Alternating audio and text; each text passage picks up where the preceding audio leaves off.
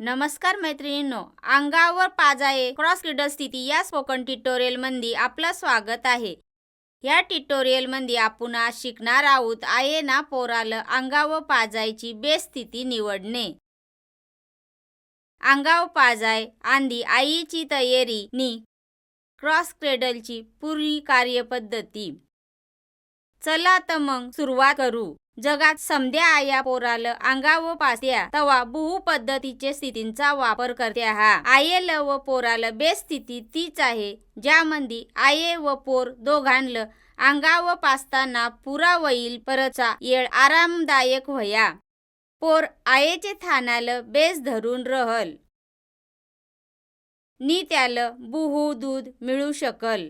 आज आपण ही अंगावर पाजायच्या क्रॉस क्रेडल स्थिती बद्दल शिकू। क्रॉस क्रेडल स्थिती पोराचे अंगाला जवळून ठेवाये नी आयेचे थानाला पोराला धराये नी पोराला थानावर घट्ट पकडायला बहु भारी आहे। पोराला पाजायचे आंधी आयेना हात चांगलं धुवाय पाहिजे नी वाळवाय पाहिजेत। मंगून त्यांना उकळून गार केलेला पाणी प्यावा। थान पाजणारे आयेचे थानामध्ये रोज साधारणपणे 750 ते 850 मिलीलीटर दूध बनते, म्हणून त्यांना बहु पाणी प्यायला पाहिजे। चला आपण आता आयेना आपले पोराला अंगावर पाजाय कसा बसावा यावर बोलू। आयेना बाजव नाही तर बुडी पालगत घालून बसाय पाहिजे। खुर्चीवर बसावा पण त्याचं पाय बुडी टेकलेल असावं। जर खुर्ची बहु उंचीवर असेल की त्याचा पाय फरशीवर टेकत नसतील तर ती एक बाऊकला टेबल नाही तर उशी फरशीवर ठेवून त्यावर आपला पाय ठेवू शकते। बसताना त्याचा कपडा ताट असावा जेणेकरून त्याला पाठदुखी होणार नाही। त्याचा खांदा आरामात असावा, वरत केलेला नाही तर खालत वाकलेला नसावा नी ही आराम स्थिती पोरप्याथतवर तशीच पाहिजे। आयेना जे थानाला पोराला पाजायचं आहे त्यावरून कापड काढावा। आयेना कापड काढताना काळजी घ्या पाहिजे त्याचे झंपरचा आणि रेशरामुळे थान दबाय नको। आये चांगली बसली म्हणजे मंगून पोराला ठेवा। आयेना पोराचा डोकानी पाजीत वई त्या थानाचे आणखे हाताना धरावा आणि तेच हाताचे खाकत पोराचं पाय ठेवावं। ये चित्रात आये आपले जेवे थानाला पोराला पाजिते तै पोराचे पाय आयेचे डावे खाकत आहात, म्हणून त्यांना त्याचा डाये हाताचा अंगठा नी बोटाना पोराचे डोक्याचे खालचे भागाला धरायला पाहिजे। बाळाला जर वरत उचलायचा वया आणि आयेला आधार लागत वया तर ती पोराचे अंगाखाली नाही तर मांडे व उशी जेवू शकते। ध्यानात ठेवा आयेना आपला खांदा खालत वाकवू नये। पोराला थानाजवळ ना आणावा याजक आयेला त्रास होऊ शकतो नी त्याचा कपडाही दुखू शकतो। नेहमी त्यांना त्याची पाठ सरळ ठेवावी नी पोराला थाना परत उचलाय पाहिजे। मोर आपुई आयेना अंगठा आणि बोट कशी ठेवाय पाहिजेत या नंदरू। आयेचा अंगठा पोराचे एका कानामंगारीनी दुसरी बोटा दुसरे कानामंगारी असाईत। तेना त्याची बोटा आणि अंगठा पोराचे कानामंगून हलवून मान परत ना आणाई। त्याचा मनगाट पोराचे खांद्याबुडी आला पाहिजे। आयेना पोराचे डोक्याचे मंगले बाजूना ना दाबावा याच्यामुळं पोराला दूध पिया आराम मिळतो। आता मोर आपू पोराला कसा झेला पाहिजे त्या नंदरू। आयेच्या अंगावर पोराचे पोटामुळं उलासा दाब पडला पाहिजे। जेवढा ते दोघांचे शरीरातील अंतर कमी असेल तेवढा पोराचे आयेचे थाना परत जायचे कष्ट कमी होतील नी पोराला आयेचे थानाशी पकड घट्ट करण्यास सोपा जाईल।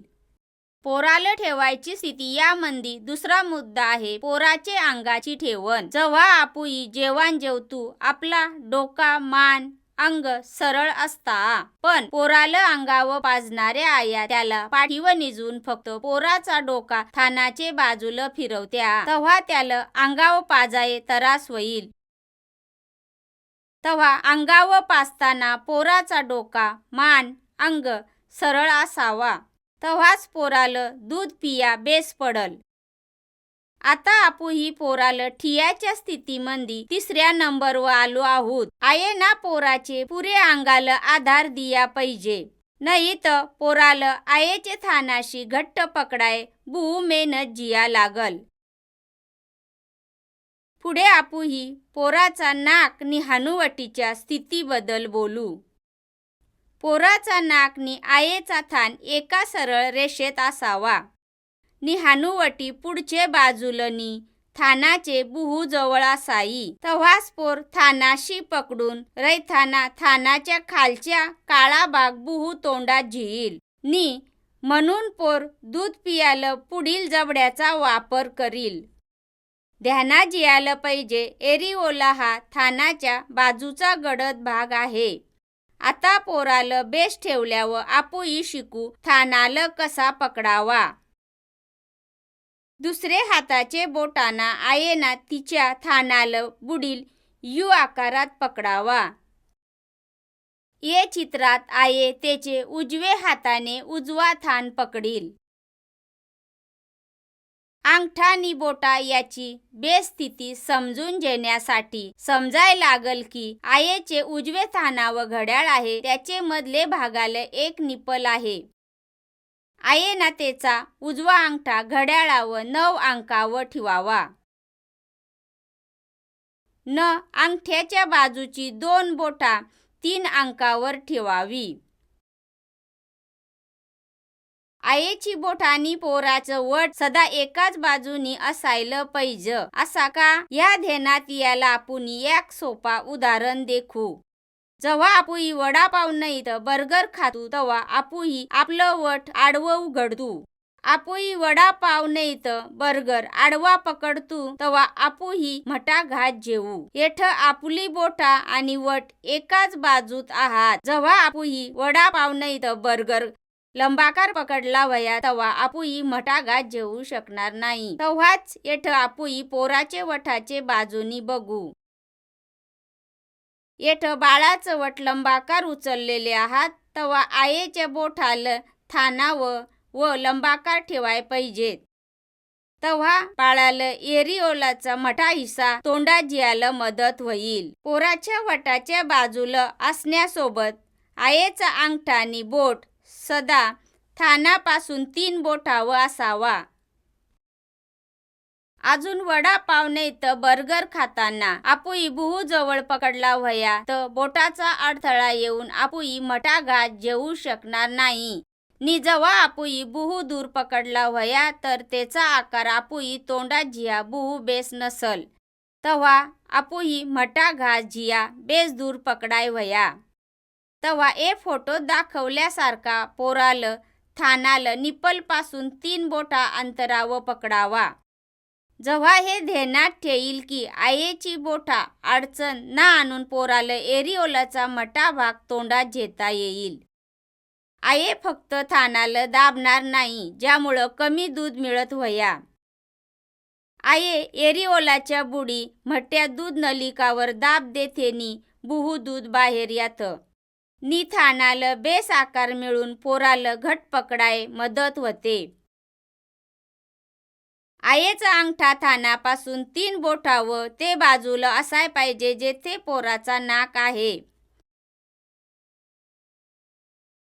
नि त्याची 2 बोटा निप्पल पासून 3 बोटावर ते बाजूस असाय पाहिजे जेथे पोराची हानुवटी आहे. चला आज आपुई वडापाव नाही तर बर्गरच्या उदाहरणाकडे जाऊ. वडापाव नाही तर बर्गर बेस धरल्यावर आपुई मटा घात जियाला त्यावर दबाव देतू. आखोई आयेना थानाला खालचे बाजून यू आकारात धरून हळूच दाबावा. तेव्हा पोराला थानाचा मटा भाग तोंडात जिया बेस होईल.